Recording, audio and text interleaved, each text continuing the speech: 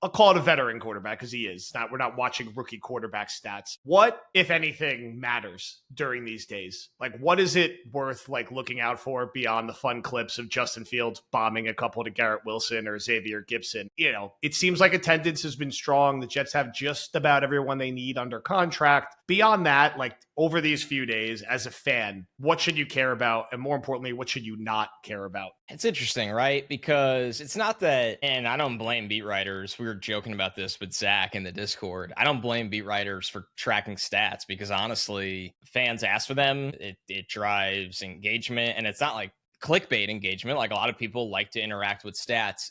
The lack of, for those guys, it matters that are there, but for people that aren't there, we don't go to OTAs, obviously. The the lack of, like, you could be 11 to 12 one day, but it's like, oh, cool, I threw like four of those were manufactured touches, a screen or a shallow crosser or anything like that.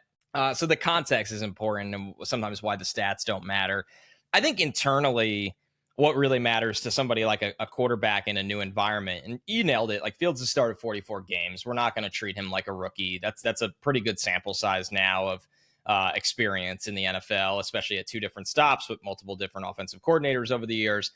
For a guy like that, it's learning timing. It's learning some wide receivers like different routes thrown differently, like where they like the ball, whether they like a fastball, they like a low ball, they like to extend. Some guys, a catch and run ball is really important. And we keep hammering that that's going to be really vital in this offense, because you would imagine that one of Engstrand's goals is developing a quarterback friendly-ish offense, and really just what that means is that screens can kind of help the pass game, and after yards after the catch can help the offense as a whole.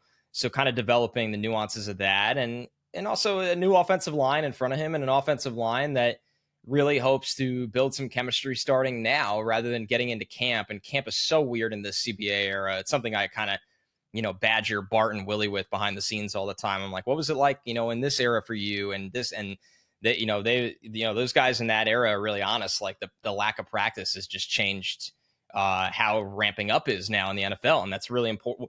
OTAs matter. I mean, a lot of people are like, oh, OTAs don't matter. The Rodgers minicamp storyline had a life of its own last year for a variety of reasons, but OTAs as a whole matter because, especially for a new coach and a lot of new players and young players, because you'd rather get that timing down and learn verbiage and things with the new staff now, where when you get into camp and if you eventually get pads on, you're kind of rocking and rolling a little bit rather than doing all of that. And then it's like, our